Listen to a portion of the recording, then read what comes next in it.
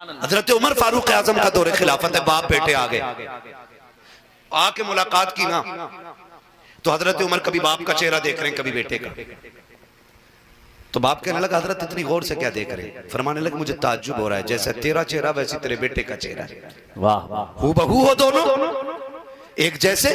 تو باپ کہنے لگا یہ بھی کوئی تعجب کی بات ہے، میں اس سے بڑی تعجب کی بات نہ بتاؤں۔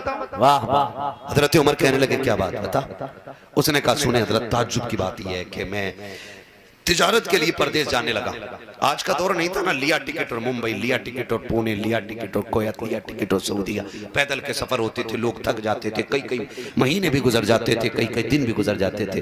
کہا بیٹی بیوی امید سے تھی حضور میں جانے لگا، میں جب دروازے تک آیا نا بیوی مجھ سے کہنے لگی سرتاج، کہا ہاں، کہا جا رہے ہو؟ کہا ہاں۔ کہا بیوی امید سے تھی، اس نے پیٹ پہ ہاتھ رکھ کے مجھ سے کہا کہ اسے کس کے سہارے چھوڑ کے جا رہے ہو؟ کہا حضور میں نے کہہ دیا کہ میں اسے اللہ کے سہارے چھوڑ کے جا رہا ہوں۔ کہتے میں چلا گیا اور جتنے دن کام کے تھے میں نے کام کیا، واپس آنے لگا نا تو ولادت کے دن پورے ہو گئے۔ کہ جب ولادت کے دن پورے ہو چکے میں واپس آ رہا، سوچ رہا تھا بیٹا ہوگا تو یہ نام رکھوں گا، بیٹی ہوگی تو یہ نام رکھوں گا۔ کہ یہ سوچتے سوچتے مشکل سے وطن آیا، جیسی محلے میں پہنچا دروازہ پہ بند تالا لگا دیکھا۔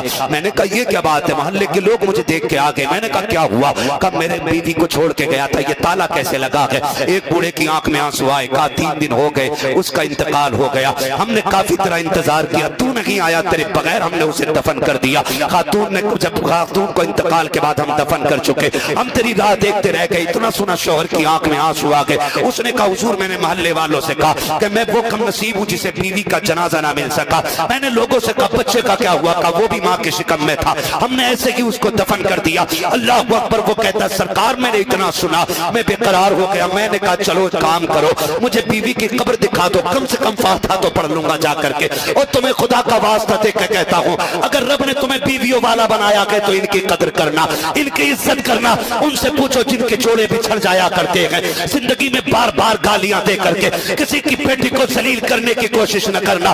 یاد رکھنا جب بیویاں چلی جاتی ہیں تو مردوں کی زندگی پہ مکھیاں بھنک جایا کرتی ہیں۔ کس چیز کے گھمنڈ میں رہتے ہو؟ خدا کی قسم کھا کے کہتا ہوں میں نے تجربہ کار لوگوں کو کہتے سنا ہے اللہ نے جو برکتیں پہلی بیوی میں رکھی ہے وہ 10 کر لو تب بھی وہ لذتیں اور برکتیں نہیں ملا کرتی ہے، اس لیے کہ دوسری مجبوری میں آیا کرتی ہے، پہلی والی تیرے گھر میں تیری محبت میں آیا کرتی ہے۔ زندہ باد زندہ باد، واہ واہ واہ، ہاں کیا کہنا، بات میں دھمکی دے رہا، لیا ہوں دوسری، لیا ہوں دوسری، تجھے تو ایک مشکل سے ملی ہے بے غیرتا ہے، دوسری کلانے کی بات کر۔ کیا بات ہے، کیا کہنا، واہ واہ۔ خدا را کسی کی بیٹی کو ذلیل نہ کرنا۔